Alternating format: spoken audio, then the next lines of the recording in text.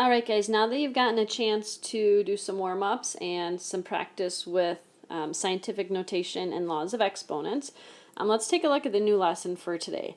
And I do really want to remind you guys that this is just an introduction, but in order for you to have the best understanding of it, I need you to do the best you can with copying examples, playing, rewinding, playing again, as much as needed so that you have a pretty good understanding when you come to class tomorrow. I should be back tomorrow and then we can work through more of these together.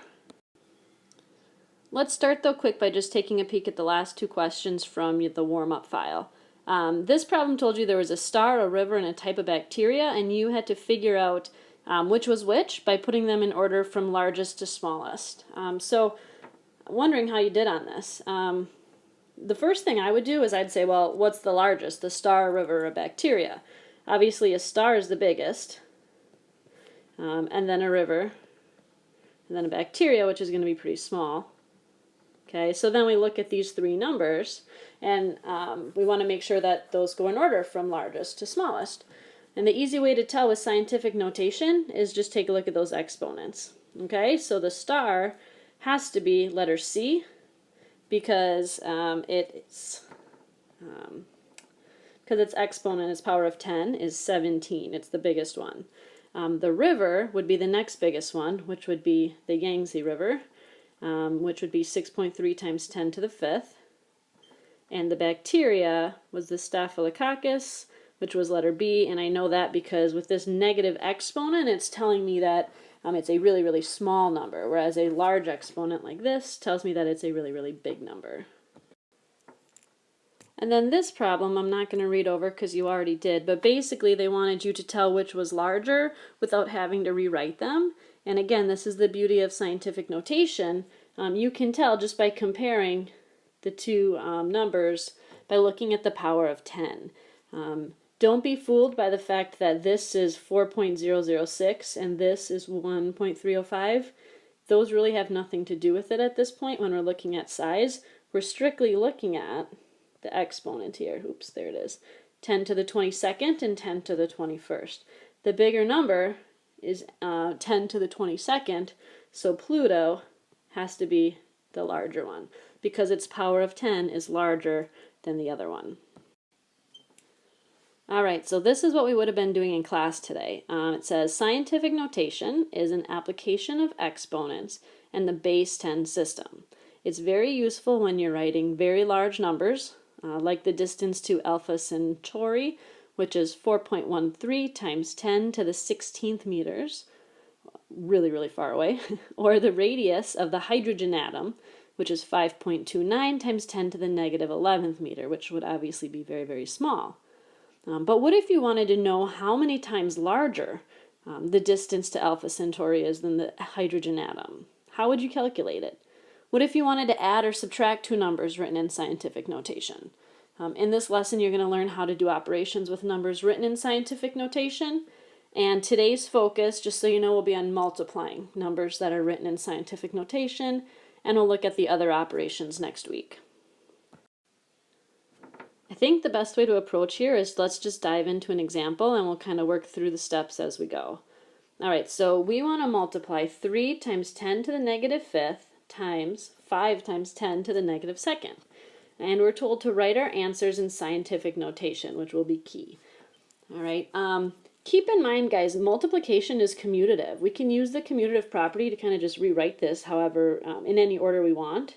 So this 3 times 10 to the negative 5th times 5 times 10 to the negative 2nd is the same thing, let me just clear that there, as I'm just going to reorder it, 3 times 5 times 10 to the negative 5th times 10 to the negative 2nd, because I can multiply in any order.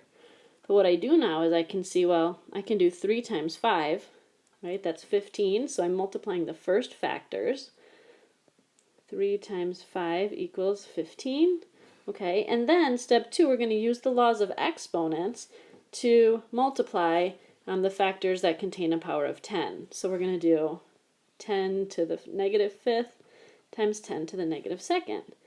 And you guys should remember this from last week, that when you're multiplying bases, it's the same bases with different exponents, you just add the exponents. So 10 to the negative fifth times 10 to the negative second is 10 to the negative 5 plus negative 2, which is negative 7. Okay, so now we've got, let's go back up top here. This is 10 to the negative 7th, and 3 times 5 is 15. So we have 15 times 10 to the negative 7th.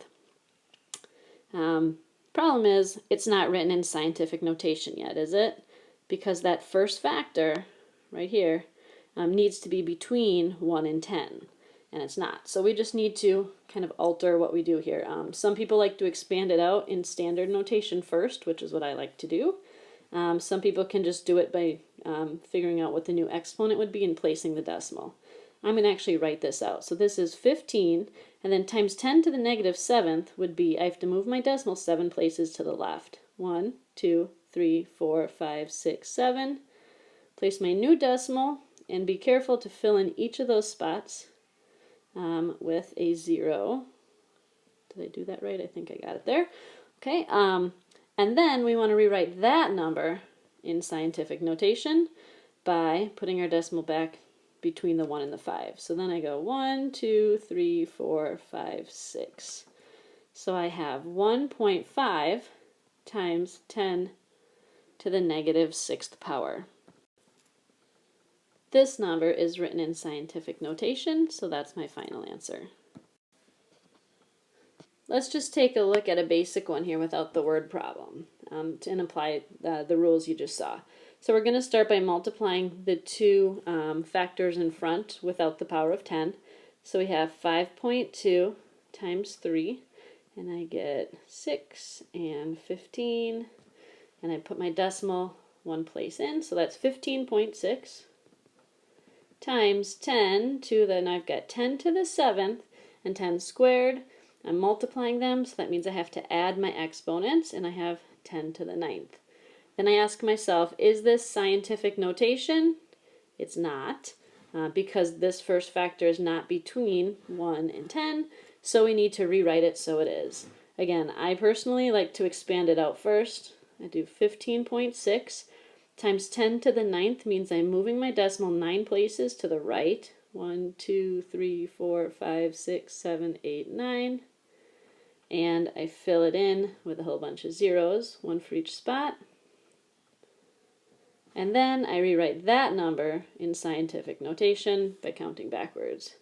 1, 2, 3, 4, 5, 6, 7, 8, 9, and that would be back 10 places, so we could put it right here. So I do 1.56 times 10 to the 10th power. Now, some of you, remember, might like to do this without having to write it out each time. Kind of a way to do that is we know we need to get 1.56, and we have 15.6. So some of you look at this and you say, well, I know that to get from here up to here, this is, I have to multiply it by 10. Okay, so you're multiplying it by another power of 10, which means you have to add another power of 10 onto your answer when it's written in scientific notation. Some people get confused by that, so if that doesn't make any sense, then just keep expanding it out in standard form first. I think you might find that easier. All right, we've got 2 more examples to look at. Here's another word problem. One of the giant pyramids of Egypt is made of about 2.4 times 10 to the 6th carved blocks of stone. If each block weighs approximately 4.95 times 10 to the 3rd pounds, about how many pounds of block make up the pyramid? Well, we know how many blocks there are, and we know the weight of each block, so we're going to be multiplying. Okay. This is a multiplication problem. So we are multiplying the number of stones we have times, and you can write it however you like here, I'm just going to put it in parentheses, times the weight of each stone. So here's the problem we're trying to solve. Again, we start by multiplying these first 2 factors, and we're doing all this without a calculator today. Times 2.45 times 4 is 20, we get 36, 37, 38, and 16, 17, 18, 19. Drop a 0, cross off my 4, and move to the next place value. 2 times 5 is 10. 2 times 9 is 18, plus 1 is 19. 2 times 4 is 8 plus 1 is 9. And then I just add down. And I place my 0. Let's see, we had 1, 2, 3 places. So 1, 2, 3 places. All right, so that first factor, or the 2.4 times 4.95 equals 11.88 times, now let's find our power of 10. 10 to the 6th times 10 to the 3rd is 10 to the 9th. So is this written in scientific notation? I hope you said no. So let's do that. We want it to be 1.188. To get from here to here, I had to multiply it by 10. So that means that I need another power of 10 in my exponent here. So instead of 10 to the 9th, we do 10 to the 10th.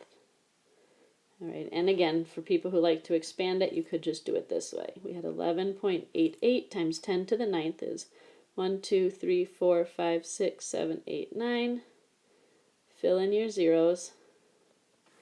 And then count backwards. 1, 2, 3, 4, 5, 6, 7, 8, 9, 10. And you'll get 1.188 times 10 to the 10th. Right, and oops, I should put a label on there. Pounds. All right, this is our last problem. There are 1.8 times 10 to the 21st molecules in 1 gram of table sugar. A baker uses 8 times 10 squared grams in a recipe for cinnamon pastries. How many molecules of sugar does the baker use? Don't use your calculator. All right, so let's use what we just talked about with laws of exponents to figure this out. All right, so we are multiplying because we know how many molecules in a gram and then how many grams we need. So I'm going to do 1.8 times 10 to the 21st times 8 times 10 squared. I'd like you guys to pause and try the rest of this problem on your own and then stop back and see how you did. All right, let's check your answer. I have 1.8 times 8, and I know that 18 times 8 is 144, so this is 14.4 times 10 to the 21st times 10 squared is 10 to the 23rd. This number is not written in scientific notation, so I do need to rewrite it in scientific notation. I'm going to do that by moving my decimal one place to the left, and I get 1.44 times 10 to the 24th power. Again, you could expand that if that helps you. And let's include our label of molecules. Okay, now when you go on to B, it says the baker put it into a calculator, and this is what they got out right here. Okay, this 1.44E24, and it asked you, what do you think your calculator is displaying? If you haven't already, grab your calculator and try this problem on there and see what your calculator displays, because they all kind of show it a little differently. But on this one, this is saying 1.44, and then this e to the 24 is basically saying times 10 to the 24th power. So this e is saying times 10 to a particular exponent or a particular power. And you'll see that throughout this chapter on problems where you are allowed to use a calculator.